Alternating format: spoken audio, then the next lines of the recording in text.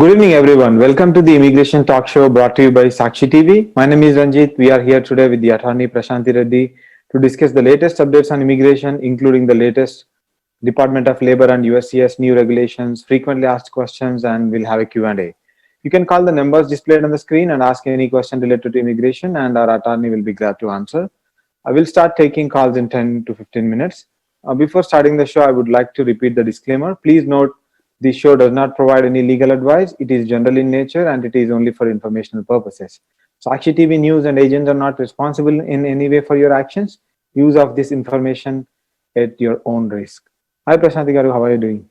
Hello, Andy. How are you, Ranjit? I'm good. I'm good. I hope it has been a busy week with you with all the filings and all. Yes, this month is going to be extremely busy. Yeah. Before taking the calls, the news just got released today that DOL and USCIS new regulations, where Department of Labor regulations rules takes effect starting tomorrow, that is October 8th, and USCIS regulations take effect starting December 6th, which is 60 days after the final regulation is published. Uh, could you please throw some brief summary on it? Right. So this is a very far-reaching regulation. I mean, I guess we were expecting this, but we were hoping that it won't happen so quickly. I guess the reason that they wanted to implement it is because of the elections. So they want to implement it before the elections so that it'll have, the political impact that I guess they wanted to have. So there are two parts, as you said, to this regulation. One is an interim final rule, which basically means that the one part is effective immediately, which is the DOL part with reference to the wage levels.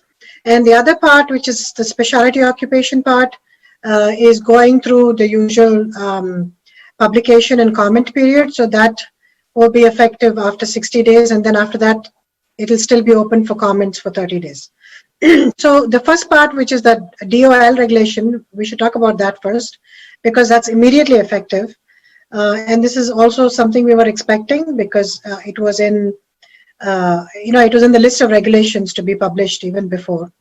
So what has happened is really they have increased the wage levels for all the wages. Pretty much, I was just looking at a sampling, and in New Jersey, a software engineer or software developer position is over 100K for level 2 and 75 or 78K for level 1 entry level. And this, pretty much, I mean, at least not specifically, but approximately, it seems like level 3 has become, what was used to be level 3 has become now level 2 almost. And then, so on and so forth. And then level 4 has become level 3. So they've jumped up one level, basically, by just looking at the wages that they were there earlier and the wages that are there now. So this will result in litigation, let's hope first, so that, if there's some unfairness in it, that can be resolved. Because I think 1/3 of the application, anybody who, like entry-level people who would previously file under level 2, will now be eliminated really, because entry level will have to start off, the salary will have to start off with 100K, especially in the New York, New Jersey areas. So and California and the metropolitan areas.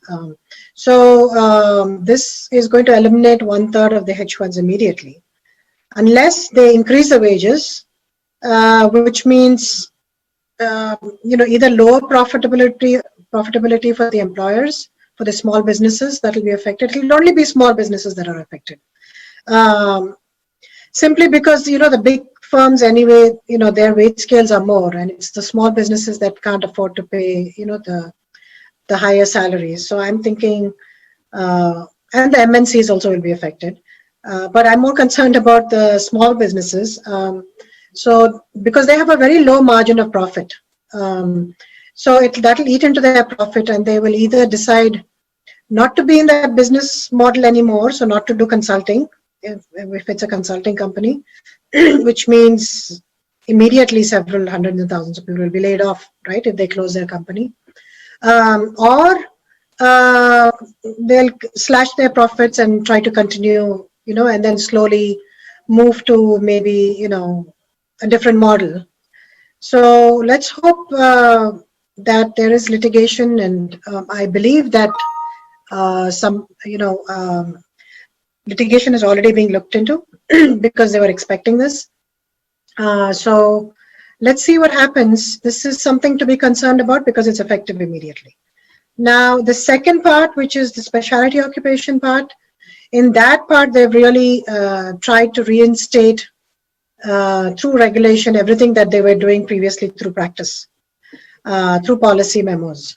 And they're not able to do that now because there was an ITServe versus Cessna. There was a lawsuit filed by ITServe, and ITServe won that lawsuit, as a result of which USCIS had to rescind a previous memo and issue a new memo, whereby a lot of the issues with consulting companies like right to control, employer-employee relationship, shorter duration of H1s, all those bad policy was pretty much rescinded.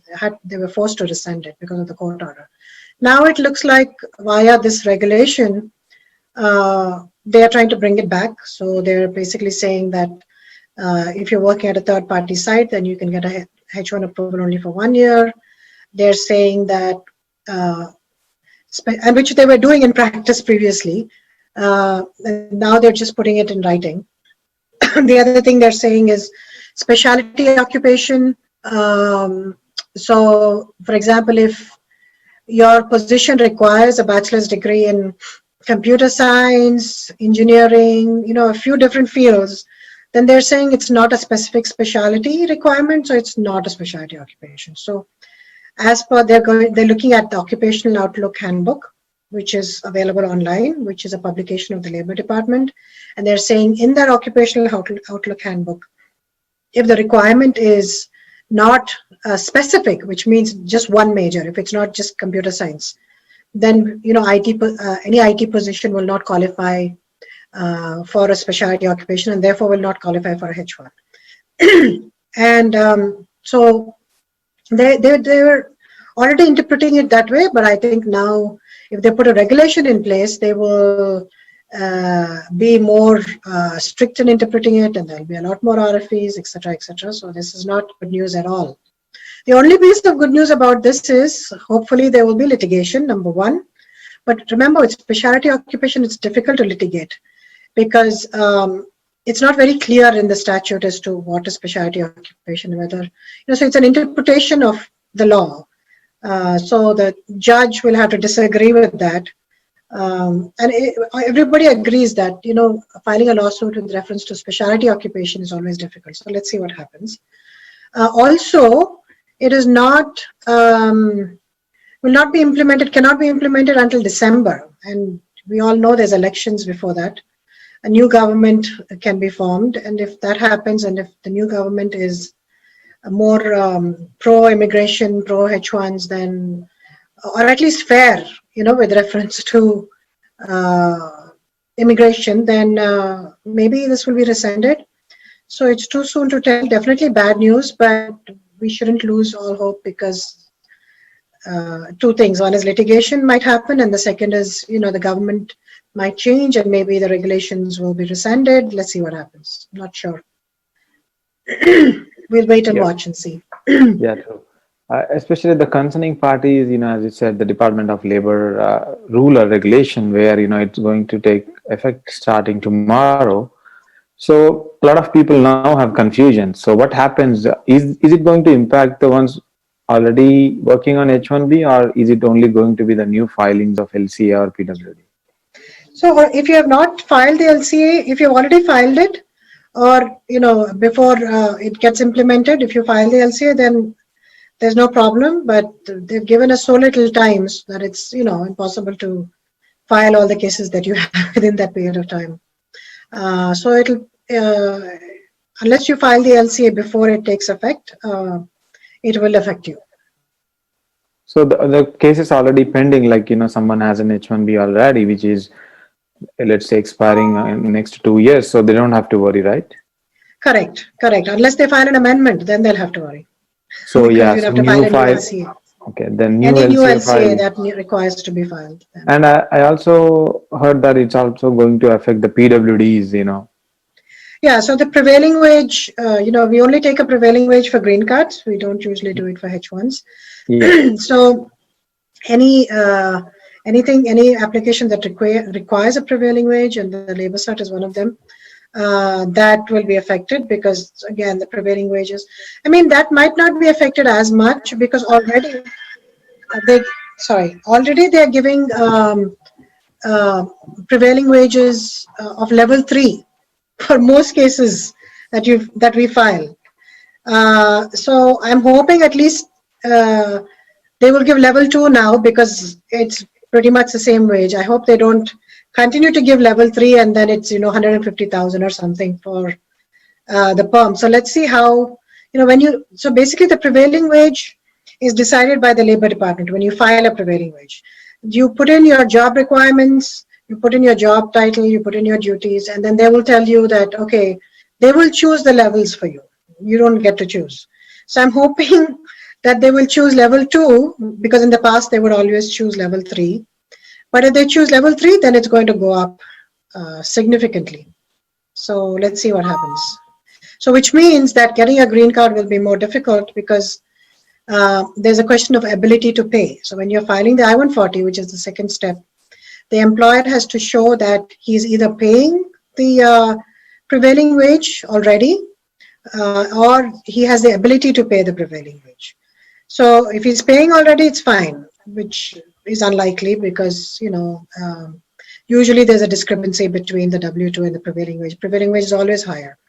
But if he's paying, that's fine. But if he's not, then there'll be a bigger gap between the W-2 wage and the prevailing wage, and they have to justify that gap by showing profits in the tax returns. And often employers cannot do that because, as you know, they don't show too much profit because then they have to file more taxes. So they use the loopholes in the tax in the IRS laws and try to reduce their profits. So they show so it's not common to show higher expenses. So then the I-140, higher profit. So the I-140 might get denied, which means pretty much your green card gets denied in the second stage. So that's not a good thing. Okay, that's a good information. So another question is, we know, people have to file LCAs and PWDs every now and then.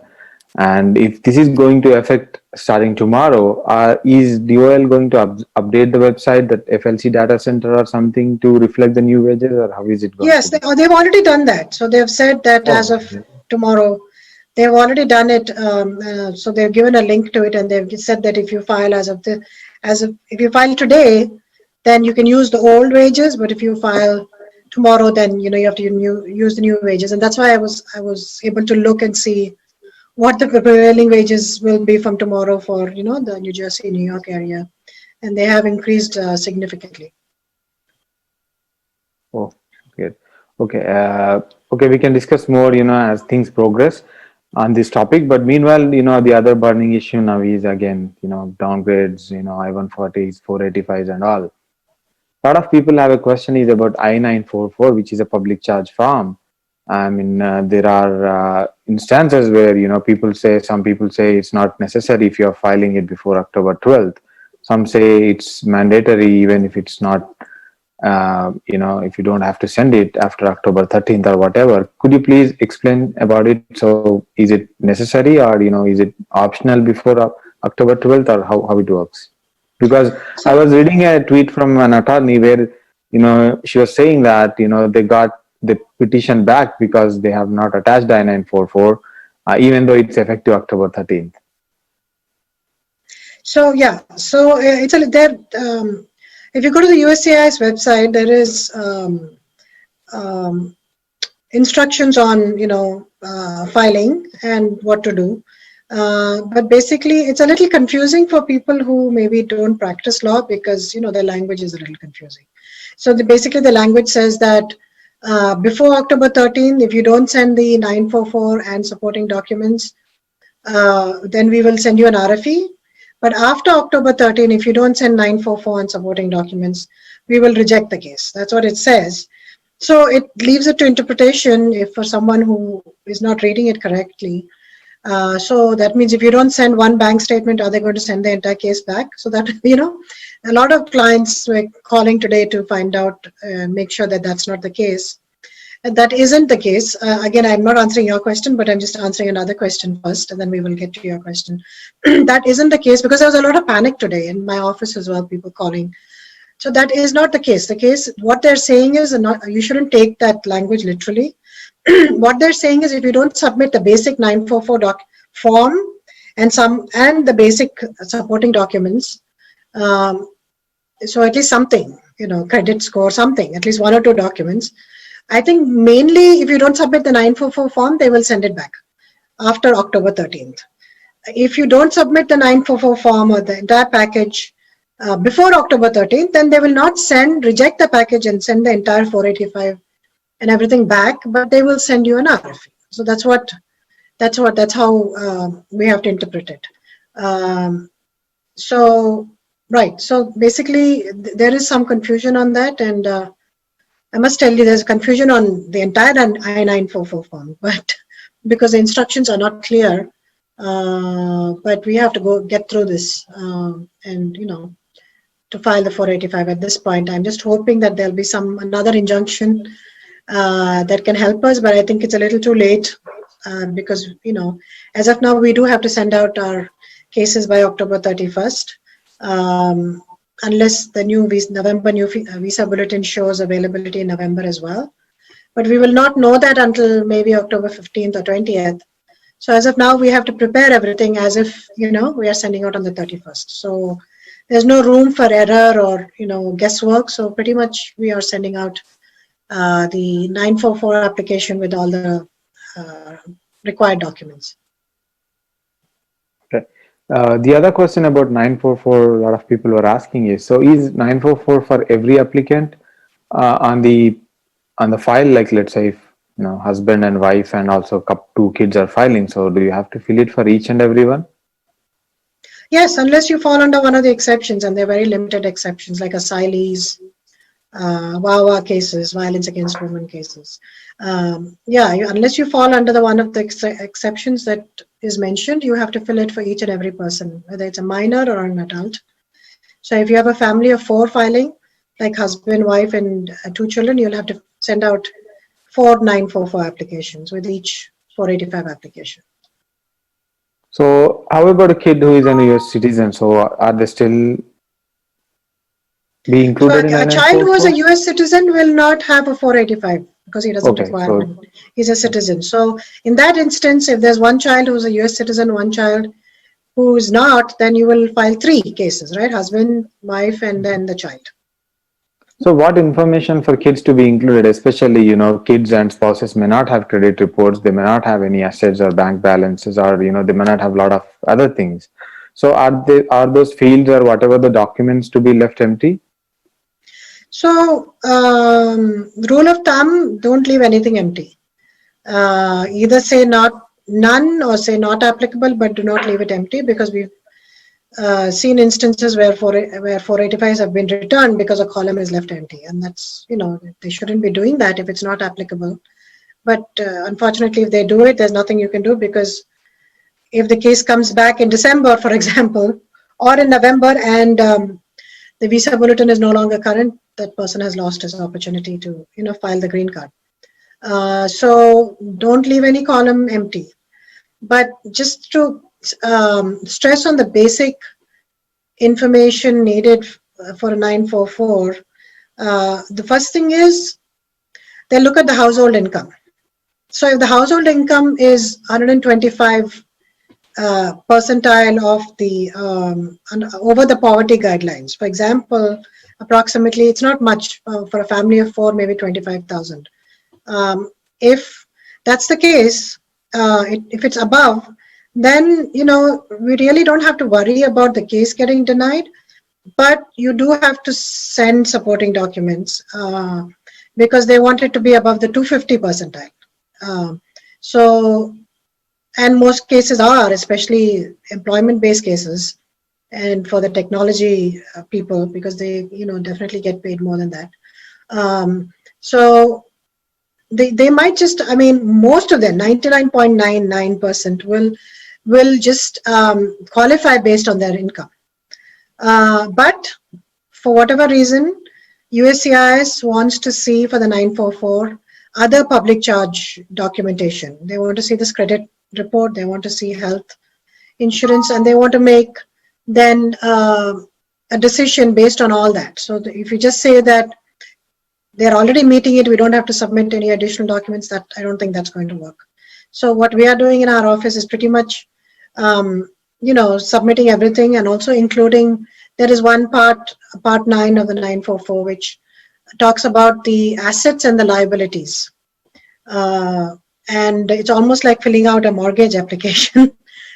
So they want to see the cash value of, if you have any property or house, they want to see the cash value of the house, which is basically market value minus the mortgage that you took. So that will be your asset. The difference, that is going to be the asset. And they're going to look at, for example, if you have 2 cars, then you can include one of the cars as an asset. Again, you do the same thing. It's a net asset, which means that you take out the mortgage that you owe for it, and then you do an assessment of what the present value is, and then the difference is basically the cash value of that property. So there's a column, you have to add everything together, and then there's a column for liabilities, so your mortgage, whatever other liabilities, the car loan that you took, whatever else you have. They want obviously the assets to be more than the liabilities. So, whatever information you put in there, you have to submit supporting documents. Otherwise, you cannot put that information. If you're putting your house information as an asset, then you have to show the appraisal for the house. You have to show the mortgage documents. So that's what it is within 944. So it's very burdensome and onerous, because it's, hundreds of pages that have to be printed out and submitted, including the tax returns. So, each application is like several hundred pages long. It's such a waste of paper, really. And I don't see any purpose in the 944 if you're working and you have a good salary and you're above the poverty guidelines. I don't see a purpose. They're just trying to make it more difficult, because those people already, I understand they're asking for health insurance and, asking for your credit score. But I don't understand why they need all the assets and liabilities if your income is already above, what is required. True. Hope things change. There was an injunction and earlier, and they again took it back. So probably something should come. And they're also asking for dependents to submit their educational credentials. What? Is it? Mainly the adults. I mean, the children don't have to. The children will just piggyback on, all the assets and the liabilities of the parent. So we just have to duplicate the process for the children, because they don't have any assets of their own, obviously. They don't have an income of their own. But if the spouse has an additional income, is also working or has property, you can use that as well. And you should submit that in the spouse's form and, submit the additional documents. Okay. So if, let's say, spouses have a degree or something, they have to do an evaluation, or they just submit that degree, whatever they have? They have not. Why again spend money on doing an evaluation? They have not asked for an evaluation. So they just have if to include they think it's needed, they'll ask for it, then we can submit it. But again, Okay. because already the income is reaching that level, they will do an assessment, but, I don't think it's critical, all this information. So, I wouldn't be too nitpicky on it. I would submit it, but, not go overboard with it. Got it. Another thing a lot of people have in mind is, let's say if they don't have enough, most of people would have, let's say hypothetically, some doesn't have enough income or assets or whatever for the reasons. So can they include property or money from back in India? Yes, they can, but then they have to provide all the documentation for that. Any property that is on their name, they can include. Anything that they can sell within 12 months, they've clearly said is you can include it. Movable property. Like if you have an asset of maybe a bank deposit which you can't take out for more than 12 months, then you can't include that as an asset. So yeah, property in India, as long as you show the appraisal and you show what the loan is on it, if there is any loan. Probably they have to also show the conversion into dollars, maybe. Yeah, or we can let USCIS do some work and figure it out for themselves. I hope it's that easy. Okay, yeah, the next question, that people have is now everyone is piling up and filing the 485 applications. And so what happens, can they travel while the 485 is pending? Because, there are a lot of things happening around the world. And what if there is an emergency and they have to leave the country? Is it okay once they get the receipt, can they travel? Yes, so a lot of people have, it is true because there are many of my clients whose, things have happened, their parents have passed away and they want to travel, or in-laws, or whatever the reason might be. There are quite a few people in that situation. And at the same time, they are scared because, this is a lifetime opportunity, so they have to file and they don't want to do anything to jeopardize their status. So it has been, somewhat controversial because in the past, if you were on a H1, you didn't really have to travel on advance parole. You could just travel on your H1, come back, and your 485 is still valid. Then there was some talk about, that being a problem and how usually for family-based cases only it's a problem. I'm not talking about employment-based cases or dependents. But if you're filing like an I-130, your spouse is filing for you, spouse is a US citizen is filing for you, or you are a US citizen, you're filing for your parent, that's a family-based case. And for those cases, if you file, you cannot leave the country until the advance parole is approved. And if you leave the country, then no matter what your status, and if you come back on even if you have another visa, your 485 is gone. You are considered to have abandoned your 485 status. But that is not so for employment-based cases. Employment-based cases, the unique thing is that even you can choose. You can either travel on your H1 or your H4 or whatever your non-immigrant visa status is, or you can choose to travel on advance parole. The only thing is that if you apply for advance parole and then you leave, your advance parole application may not be processed. They may consider it to be abandoned. But so as long as make sure you have some kind of a visa that you can come back on, if you're traveling after, you file your 485. So got it. So there is little risk involved, but if you have to, then you have to. And probably, right, as you said, if they reject the I-131 application, the advance parole, they can probably file it back again, right? Right. They can file it, come back into the country when they have time and file it then.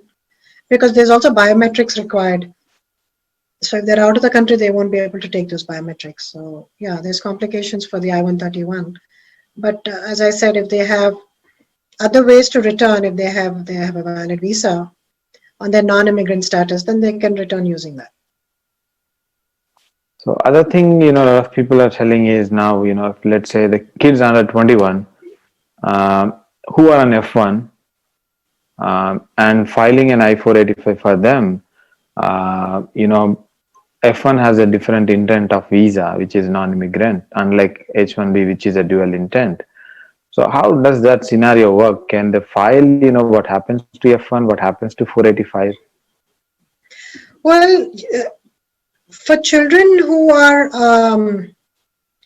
not going to age out, it's fine because they pretty much will not be on an F1. What will happen is they'll file a 485, they'll file for an EAD, and based on that 485 EAD, they will go to school. So they will not be in F1 status, they'll be pending 485 status. But then what will happen is if they age out, then they will fall out of status because they have no other status. Okay, sorry to stop you, Prashanti. We have a caller. Looks like Sumit Shekhar from New Jersey. Let's take the call and then we can resume the discussion. Hi, Shekhar. Welcome to the show. You are on the air. You can ask your question. Hi, good evening. This is Sumit. My question or my thought process is revolving around the new changes that are coming in, and I'm not sure if this question has been asked earlier, but predominantly, what are the key takeaways, from this new changes that are coming in, and if so, are there any injunctions that are uh, expected to come in, because I am seeing these mixed responses from different law firms that just the way the previous executive orders or stuff like that were challenged in the court. These new proclamations that have come in the last 2 days will also be challenged, and then what will be the overall impact on the people who are on H-1B or other work visa? Yeah, so as we were discussing, I think for sure that it will be challenged, and already some law firms and AILA, I'm sure, is looking at challenging both parts of this regulation, the wage part as well as the specialty occupation part. The wage part strongly so because the wage has been done based on interim final regulation without any comment or publication period. And when you do that, as per instructions, you have to have a very strong reason for not going through a regular publication period and comment period. It has to be of such vital importance that you have to be able to justify that. So whenever there is an interim regulation, it's very ripe for litigation because you have to really show an immediate reason, like something that cannot wait. So, and usually an economic reason is not a good reason. So first of all, it is difficult to show any reason for this interim regulation, because if you look at the unemployment if you look at who's using H1s, 80% of it is IT companies, right? And if you look at the unemployment rate in that industry, it is minimum. In fact, it has decreased during the COVID period. So there is no justification for it. And the second thing is that anyway, an economic justification is never a good justification, and the courts will immediately strike it down. So I think this, I think it's a good case, this interim final regulation, it's a good case for litigation. And in addition to that, with reference to the specialty occupation and this right to control and everything they're trying to bring back through regulation again, is again, I think, a good case for litigation because already it has been struck down once. Because they're saying that it is not it's not according to the what the law was meant to be. So I'm hoping that even though there's a regulation now which makes it stronger, of course, and they have more justification for implementing it, the courts will think that I hope the courts will find it ultra virus, because they have to basically look at the law, and if it is against the actual law, then they might strike it down. So we have to wait and see, I think. And also, as I was saying, politics plays a role, and with the upcoming elections, and if there's a new administration, then things will change, because a lot of things are being done for election purposes also. So let's see what will happen, but definitely not good news. But it's not the end of everything, because we have hope because of litigation and also the political scenario changing. How it will affect? It will definitely affect, because the wage levels are changing. So employers will be forced to pay higher wages, which is a good thing. But if they're able to afford it, they will. But if they're not able to afford it, then they will just lay off people en masse, and it'll be difficult Again, for there is students. Right. Yeah, I mean, it's difficult for students, right? Absolutely. Yeah. Ma'am, again, there are two sides to it, right? One is obviously the ability to pay. The other one is, ability to garner such wages, in this kind of a mixed kind of an economy, right? The base Yeah, for this rule does not even stand, right?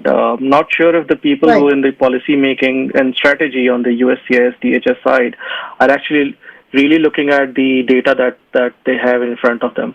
Complimenting or just saying that, American workers are not being hit because of, low wage people in H1. I think they're it sounds like as if, H1B is a lot of a debate, and we are being looked down upon for some reason. Whereas in reality, we are not doing anything, different than what other U.S. workers are doing, right? I mean, we are executing contracts. We are at the best of our ability when we execute the contracts, right? And we have the right backing, the right knowledge, and we are able to, kind of get the support from the organization wherever we work, right? So all these things are, in my mind, there's no base. Right. So it's also a lot of it is not USCI is making the regulation. It's coming from the White House, so it's based on an executive order that Trump issued in the summer. So it's based on that purely, and it's a lot of politics involved. And what has happened is they've taken one case, like the Disney example, and they keep on repeating that and bringing that up and say, oh, look, in this case this happened, there was this fraud. Yes, anywhere, anytime there is a law, there will be fraud, but that doesn't mean the fraud is so prevalent or it happens every time. So you have to look into that and really see what the wages of these people are, whether they're commensurate with wages that are being paid to non-H1 workers. Often they are either the same or in fact they're more, because there's a requirement, they have to pay a certain wage. So oftentimes you see that the wage paid to H1 workers is actually more than the wage being paid to non-H1 workers.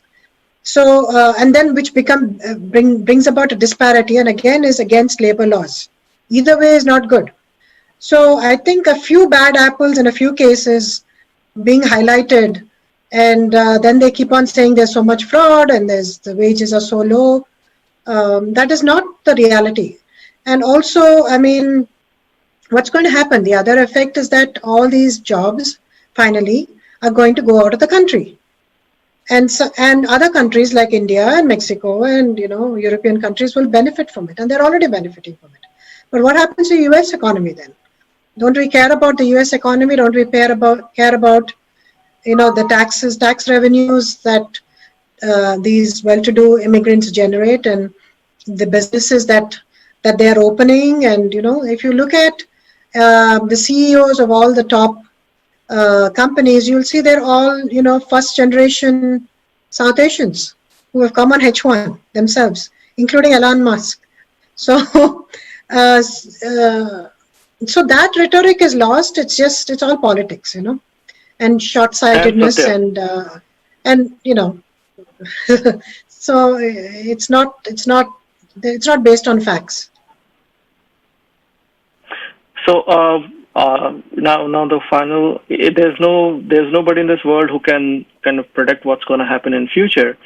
But do you predict that these difficult situations are going to stay the way they are? Because one is election is coming.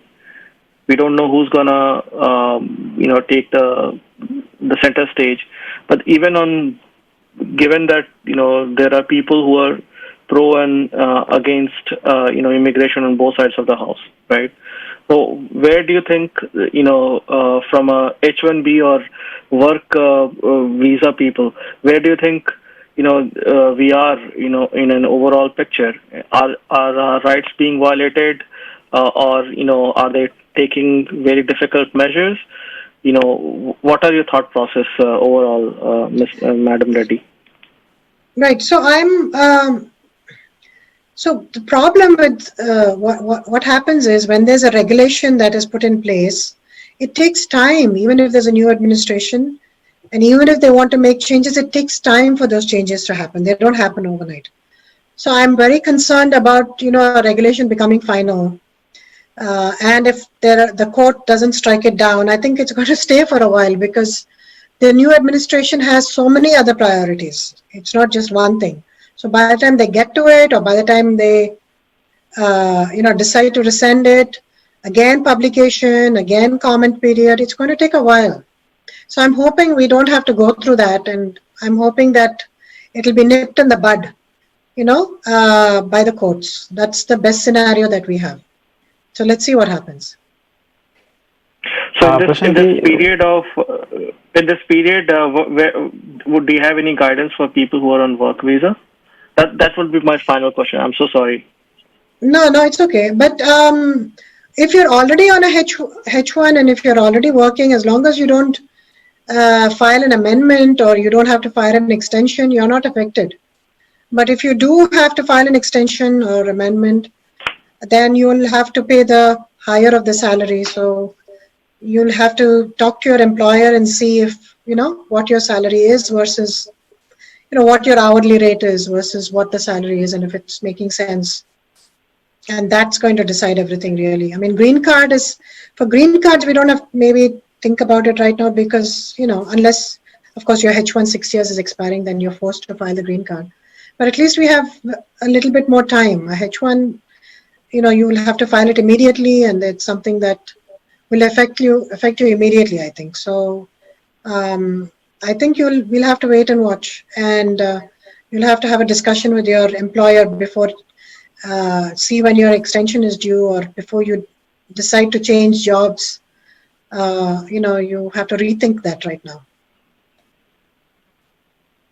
Yeah, Prashanti, so anyways, this is going to take effective tomorrow. So the question now is, the courts take some time, I believe at least few days, few weeks or whatever. So until that time, I believe few people will be affected anyways.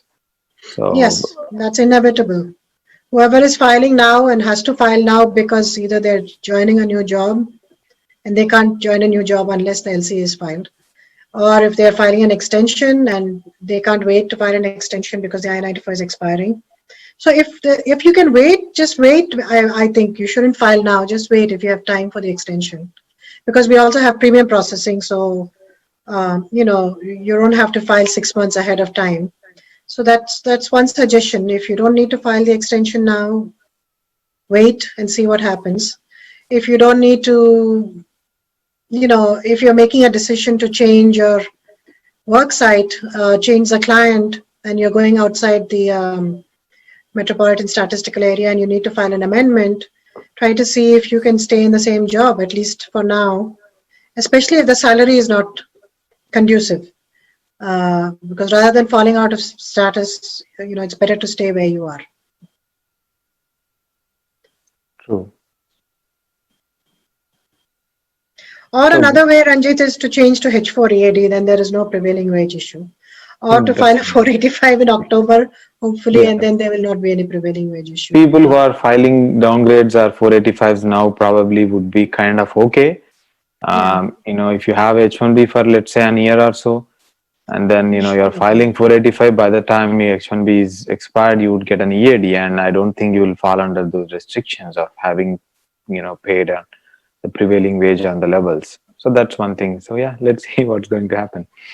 And going back to previous question, we are talking about the kids who are going to age out and who are a part of I-485 when they have the pending I-485 which has a different intent and F1 has a different intent. So how is it going to affect their visa?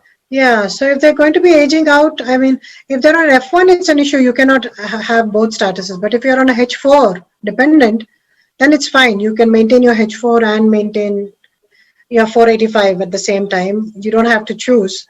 You can do both. But if you're on F1, you have to choose immediately. So you'll have to file your 485. And then if you have to travel, you cannot travel on F1. If you have to change schools, you cannot change. Because anything that requires a I-539 form to be filled out again, or any time you're re-entering into the country, on an F1 you will have trouble. If If you're not doing any of those, then you might not have any trouble, as long as you don't have to approach the USCIS or CBP for anything. So automatically you don't fall out of status. It's only when you approach them and you have to fill out the form or you travel that you will encounter, the dual intent issue. So they may not allow you back into the country. They may not approve your I-539, whatever you're filing for. So that could be an issue. But this aging out as it is, it's not, the issue has not been caused by the October visa bulletin. It has made it better because these people have already aged out or going to. So at least it's allowing some people to benefit, but not all, depending on the timing of it, right?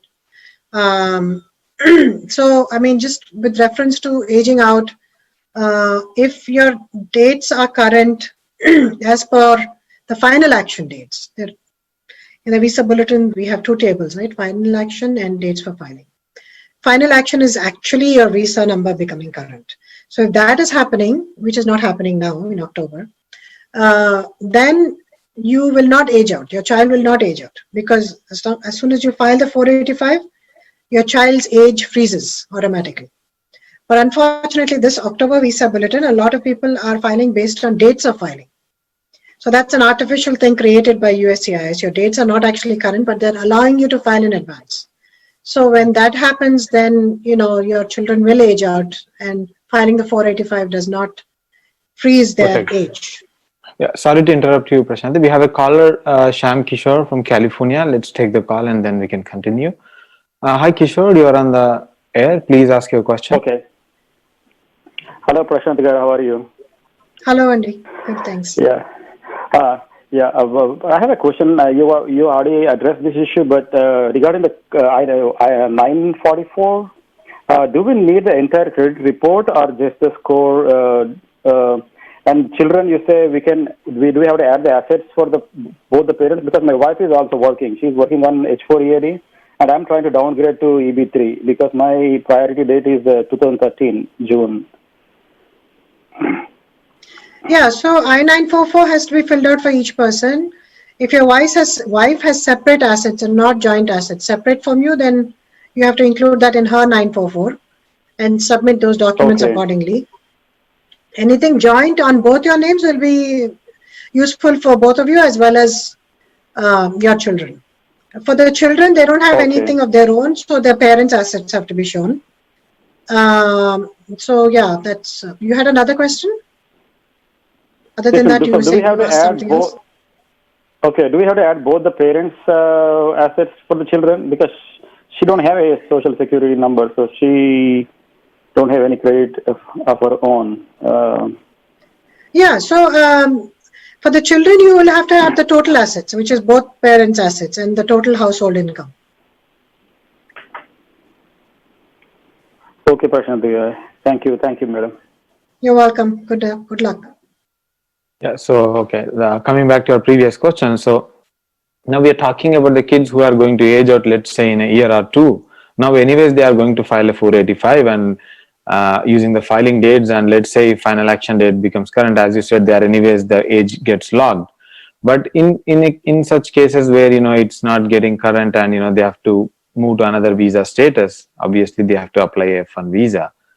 So that's the then they have to withdraw then they have to withdraw their 485 application. Okay. And then they have to file for an F1. They will have to do in that instance is leave the country and come back on a F1 status, F1 visa. Because once you're on 485, you cannot file change of status. If you're in adjustment of status, if you have an adjustment of status, you cannot change that to another status. You will have to withdraw, leave the country and file for a fresh F1 and come back in. And that's a big problem because with their family members all with having a 485, there's definitely an intent. Yeah, true. So and it is an issue, but it is what it is. At least there are a couple of lawsuits pending on it. So let's hope at least the court decides what to do, or let's say the final action date becomes current or some. So the other, the only thing that will be deducted from their age is the time that it takes for the I-140 to be filed. for the Yeah. I-140 processing time, which is not So much let's- because everybody does premium processing nowadays. Yeah. Let's say if they are filing a downgrade, then it will at least be pending for a few months. Maybe That 6 is months, maybe. 6 months or 1 year or whatever the period Yeah, that could so that, yeah. extended for as a CSPA. Maybe you shouldn't do premium processing then. I mean, even if you can, which you can't. True, but even especially if you can, have older kids. aging out children, yeah, you shouldn't. Yeah, we have a caller. Let's take the call. Sam from North Carolina. You are on the air. Please go ahead and ask your question. Yeah, good evening. Thank you for this information. My question is on the, I would like you to please, if you can shed more light on the specialty of occupation as related to the PAM application. Currently, my PAM application has been filed since May 2020. So I want to know if this is going to impact the current one that has been filed already. So I just want to understand the specialty occupation as related to the PAM application. So specialty occupation does not relate to your PERM application in any way, because that's a concept which is restricted only to the H1s. If you're filing a PERM application, they don't care about specialty occupation. And the increase in the wages does not affect you because you've already filed a prevailing wage application. So it doesn't affect you really. It'll only affect you when, if you have to file an extension of your H1, or you have to file a transfer or an amendment of your H1, that's when it'll affect you. I don't think it doesn't affect your PERM application. Oh, okay. Thank you so much. You're welcome. Okay, that answers the question. And the other thing a lot of people now are looking for is the birth certificate, name changes, whatnot, a lot of things going on. So one question a lot of people have is, do they have to submit the originals, or, only the copies would work, because a lot of people have to get from other countries? They only ask for copies. They don't, if they need originals, then they will ask for them and then they will return them, or they will look at them if there is an interview, but usually they only ask for copies. So we only submit copies. We don't submit originals. So yeah, so everyone don't worry about it. At least for now, just get the copies and submit them. That would keep the originals with you in case they ask for it. Then we can submit it. Yeah, they can get it mailed and keep it with them ready.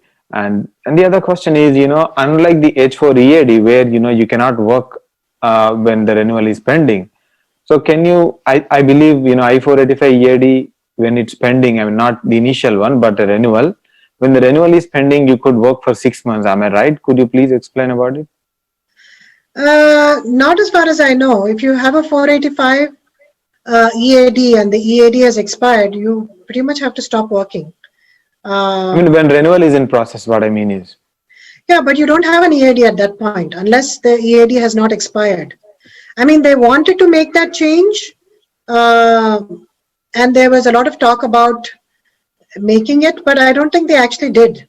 So as far as I know, if your EAD has expired, then you cannot work. That's why people are in such a rush. Everybody files their even 485 EADs like 6 months in advance, as soon as they can file it, because it's taking so long for the EADs to come through. It's the same with H4 EADs as well. Okay. So yeah, I would file it as soon as possible. Okay, I have heard that you can work when it's pending for 180 days, something like that. Okay, maybe I'm wrong, I don't know, but yeah, that's what I've been hearing. People are discussing about pros and cons of filing the 485s and EADs and whatnot, everything, and that's something everyone was discussing. Is I mean, there's no harm in filing an EAD. I think you should, and then you can decide whether you might need it in an emergency. So I think you should file it in case something happens with your H1, or you're not able to file an amendment, or because of these wage levels becoming skyrocketing. I think there is no doubt about the fact that you should file if you plan to work or if you're already working, I think you should file for your EAD. Yeah. Another question a lot of people have is, for a lot of reasons, probably few people may not be able to include their spouses now. Maybe because they are not in here, they are in India, or few people they don't want to do, or for whatever the reasons. Let's say they are not filing the dependents for now, and at what point of time can they add the dependents? Again, the dates have to be current for the filing dates or the final action dates, and USCIS have to accept it, or they can add it any point of time. They can't add at any point of time. The dates have to be current again for them to add their spouses, unfortunately. So this is the opportunity to do that. If you lose this opportunity, then you'll have to wait until the next opportunity comes by. Okay. Another question here is, I know a lot of people, it's an optional to file I-485 along with, I-131, the advance parole and EAD. If you file together, there is only one fee. Let's say if they don't want to file EAD and advance parole now, and if they want to file it later, do they have to pay the fee for the EAD and AP separate? Yeah. So as per, again, because of the court has again saved us, because the fee increase was supposed to be implemented, right, as of October 2nd, but there was an injunction against it.